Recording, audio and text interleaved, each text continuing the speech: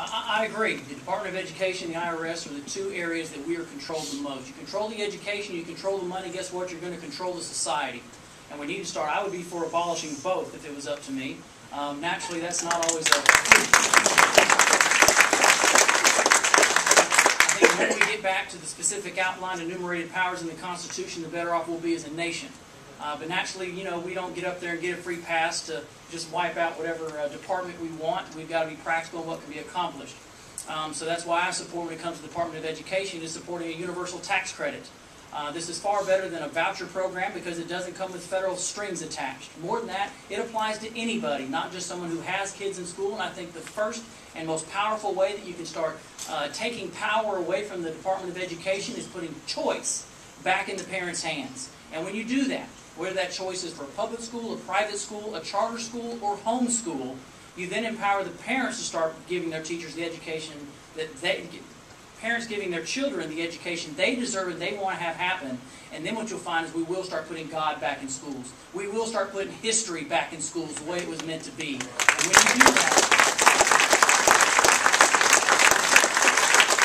when you do that, you empower the people to take back their government. Because today, the bureaucracy is so tough in Washington, D.C., the corruption is so thick, there's not anything that one congressman or two congressmen can do on their own. It's always going to come down to the people, and I think that's one great way when it comes to education we can accomplish it. IRS, no doubt about it, again, you're talking, you want to get rid of lobbyists, you want to get rid of special interests, you take away the tool that they do use to control the system. The only reason we have lobbyists is because we have an income tax and everybody wants their exception. The only reason we have a 65,000-page tax code is because everybody wants their special favors. And if we bring it back down to something like the fair tax, we won't have to worry about compliance, we won't have to worry about corruption, and again, it'll be the biggest shift of power back from the government to the American people this nation has ever seen.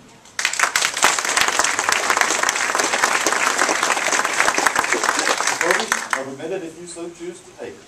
Sure. Well, again, I want to go back to the fact that we have wasteful spending. There is no doubt. But I also want to submit to you, when we start making these cuts, it's going to be tough. I recently, as I explained to you, went through this whole process in Montgomery as we cut out of our budget at the city level. And when folks start calling, everybody wants cuts until it's going to affect them. And it takes real leadership to stand up and say, no, we have to cut back. We've got to look at the proper role of government, and we absolutely have to spend your federal tax dollars in the way that they were intended to be spent. And so we need leadership, and I have experience where I have been tried and tested and stood up against wasteful spending, and I would like to take that same common sense leadership to Washington to represent you. Our next question will first be addressed to Mr. Barber. Do you support Arizona's recent immigration bill? And how do you believe the U.S. Congress can come to the aid of states such as Arizona? Sure. So Arizona is doing something that I think a lot of more states you're going to start to see doing. And that's taking care of business that the federal government isn't doing on their own. The Arizona law is clearly an extension of the federal law that's already in place. And the only thing they're doing is saying, look, either you guys aren't capable of upholding the laws in which you have provided, or else you're not wanting to. And whichever the case may be, that state has a right. In my opinion, that's what the 10th Amendment is there for, is to then uphold their laws and protect their borders, and that's what they're choosing to do. And I think as congressional leaders, what we can do is we can stand tall with states that choose to do that by showing leadership and standing up and saying, look, we're clearly not doing the job, they're willing to do it. We see the same problem today with the oil spill in our state, down on the coastline. There's bureaucracy in place, the feds aren't being effective, we have resources in our state that are standing by to get engaged and start taking care of the problems on the coastline, clean up our coast, within our water before we hit federal territory, but we're being held back. Why? That's for a lot of people to ask the question, because there's not a lot of common sense to it. And I think that's another example of where states got to engage, start taking back, and realize they are a sovereign state. We are the United States of America, not the United Kingdom of America. We're Obama Nation. We are the United States of America, and we remain so.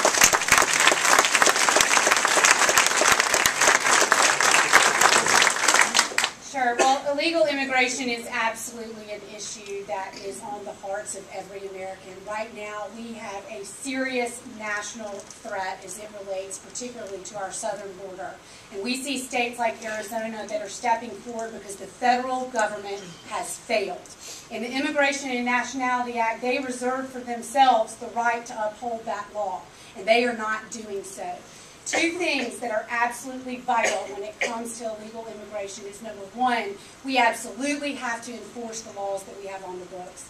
Number two, we have got to secure our border, whether it's with a fence, a virtual fence, National Guard troops. We have got to secure our border. And I commend Arizona's governor and I commend Arizona's state legislature for stepping up and telling the U.S. government, you have failed us. I'd like to point you again to my experience on the City Council. A couple of years ago, I chaired a committee on illegal immigration, and we were able to pass a law in Montgomery that fit within the preemptive clause where the federal government said, we uphold this law but for X, Y, and Z. And one of those is the licensure of business. I recently read the Arizona law and was very happy to see that a large portion of the Arizona law is almost verbatim to the law that we passed in Montgomery. We passed a law that says any business that fails or knowingly hires illegal immigrants will no longer have the privilege of doing business within the city of Montgomery. And that is included in the Arizona law as well. And I chaired that committee. We passed the ordinance. We have audited businesses to make sure that they are staying within the law. And that is something that I think you will see more and more across this nation. We must enforce the laws we have. We must secure the border. And I promise you that I will not support any bill that has the word amnesty in it. Amen.